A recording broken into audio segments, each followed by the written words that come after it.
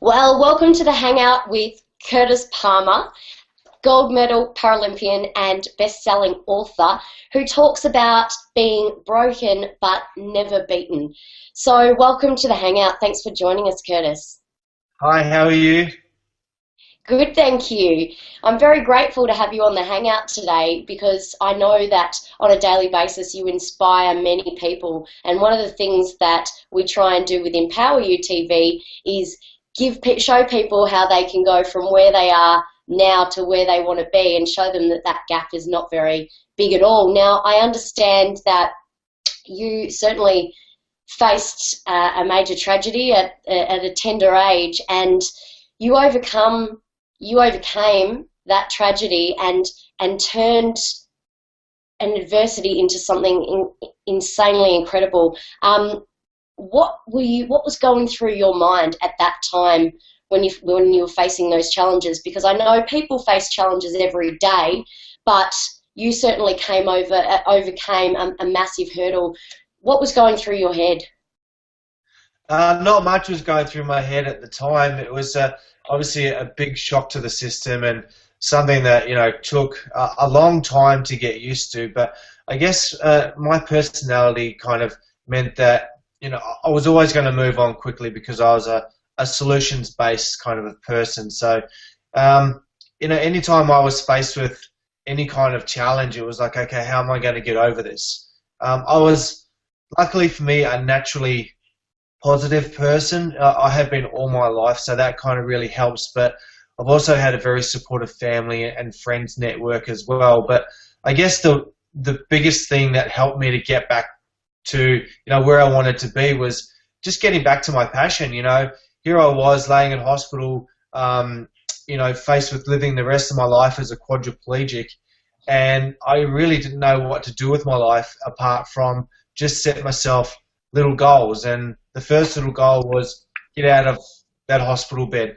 The second goal was get my way down to physio. The next goal was getting to rehab, getting back to school. All these little goals added up to some really cool things. It wasn't until I was introduced back into sport that I realized that, okay, I can't play rugby league anymore, the one thing that I love to do more than anything in the whole world, but there's so many other things that I can do with my life, and that's kind of, that kind of set me up for the rest of my life, really. I looked at things differently from that point on because it doesn't matter how bad things are, there's always a silver lining, and no matter how tragic the incident can be. Wow, that is certainly some inspiring words, and I guess to take away from what you just said, the bite-sized steps and setting small goals for yourself, because I know there's a lot of people that look at a situation and are overshadowed by the cloud and the shadow of the thing, as opposed to just tackling the problem itself in small, manageable steps. Exactly. So many people become disempowered and unmotivated to achieve their goals because they get overwhelmed. But if you break it down into little steps and just achieve little things along the way, you soon get to where you need to be. That's awesome. So how did it feel to win a gold medal at the Paralympic Games? It was in Athens, right? Yeah, it was in Athens 2004. It was quite surreal because, as part of our training, we're conditioned that no matter how big the game is just a game. And so I went into the final in Athens just thinking, okay, I know how to do this. This is what I do. It's just another game. And it really worked because I didn't get overawed by, the massive crowd support that we had and the massive event that it was. I mean, it was a gold medal final, and I went into it pretty calmly. And I think it took a little while to sink in after I'd won it, or, sitting there on the podium just going, wow, there's no one better in the world than this team right now. We are the absolute best. And that was an amazing feeling. It's an addictive feeling because, you win one and all of a sudden you want the next 4 years to speed up so you can win another one. Unfortunately, in Beijing, we didn't do so well, but I've just been named in the Australian wheelchair rugby team this morning. Actually, we are heading off to Denmark to compete at the World Champs in August. So I'm like I said before, I'm one step closer to getting to Rio, which is my ultimate goal in the next couple of years. That's absolutely fantastic. Congratulations. It's been a tough year. It's been a long, hard year. You know, I'm 37. I haven't got too much time left in this sport, so this is, for me, a really big achievement. That is awesome. Were there some days that you just wanted to give up and throw in the towel, especially earlier on? Earlier on, there were some days, yeah. I guess there's a transition between friendships for me that I found quite hard. And that was nothing really to do with being in a wheelchair. That was just being a teenager, you know. You go from one group of friends to the next and you soon find out, you know, who your crew is. And I kind of took on board that it's because of my wheelchair and the way that I look and the way that I do things that maybe some of my really good friends aren't hanging out with me anymore. And so that for me was really tough. I got through it by just realizing that, okay, this group of friends, you know, is not working out, but wow, there's another group of friends over here that's, you know, showing an interest. So I kind of went with them, and that kind of, you know, things improved from that point on. So look, I have to be honest with you, there weren't many times when I was down, because I've always been busy. I've always been goal focused. I've always been working towards achieving something really, really good. And for me, that's my sport. For other people, it might be something else. You know, not everyone's sporty. You've got to find your own passion in life. Otherwise, there probably would have been a lot more darker days. There would have been days where I didn't have anything to get out of bed for. But fortunately for me, I made it so that I had things to look forward to. I had things to aim for all the time. So I didn't really think about, you know, the negative side of, you know, being in a wheelchair.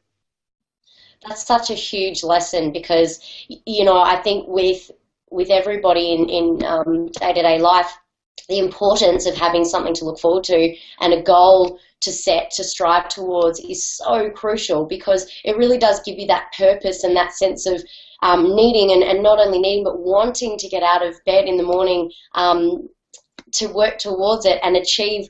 When you're achieving those little bite-sized chunks all towards a bigger picture and a huger goal, you know, it gives you that sense of achievement, which is also important in the way you value yourself as well too. So I think that's a massive, massive message. And did you find, I mean, obviously you inspire so many people, which is incredible, because the energy that you exude and the lessons and the knowledge and wisdom that you can give so many people, that rubs off on a lot of people. How does it feel to be able to affect so many people's lives in the way that you do? I think that's a really important part of life, actually. You know, it's really good to be achieving things for yourself, but, you know, passing on your knowledge and the lessons that you've learned along the way is, it's going to make this world a better place, and that kind of what makes me, you know, feel better. It makes me, it's one of those things that kind of inspires me to keep going, is helping others. And so, with an example of that is, I'm working as a coach for the New South Wales GIO Gladiators, the New South Wales wheelchair rugby team. And so there's young guys that are coming through that have, you know, I've been in their situation, you know, almost 22 years ago now, but they're coming through rehab. They've found wheelchair rugby, and you can see the spark in their eyes. They've come out of rehab and out of that environment and gone, wow, this is something pretty cool that I can get my teeth into. And I'm surrounded by other people that have been through exactly what I've been through.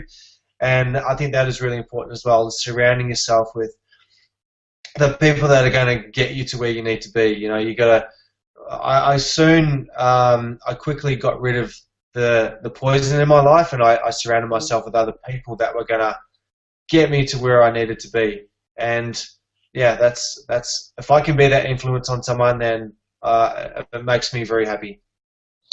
Yeah, that's so important to to surround yourself with like-minded people, and actually, it's one thing that Travis Clark mentioned yesterday. We held an event up in Sydney, and one of the things that he drives home is, if you want to fly with the eagles, you can't be scratching with the turkeys. And I know that's a very broad statement, but it is true that you do have to surround yourself with not only like-minded people, but people that are going to lift you to where you want to be and help you achieve your goals and support you, which is also really, really crucial to keep that positive energy around you.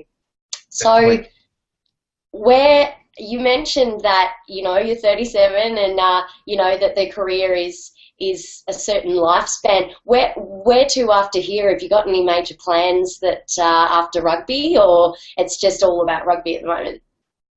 At the moment, yeah, I'm studying to become a personal trainer because sport is the one thing that I'm absolutely the best at, and one thing that I love to do. So, along with some public speaking, if I can get people fit and healthy as well as guide the mental aspect of their lives, then what better career for me than to do that? So I'm studying 2 days a week at the moment, but my wheelchair, I get paid to play wheelchair rugby, so it's my job.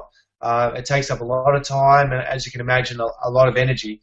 That effort has paid off with my selection with the World Champs team, but the job's not done. I've still got another 18 months to 2 years before I'm named in the team that goes to Rio, and there's another gold medal to win. So I'm not resting until I come home from Rio with a big shiny fat gold medal.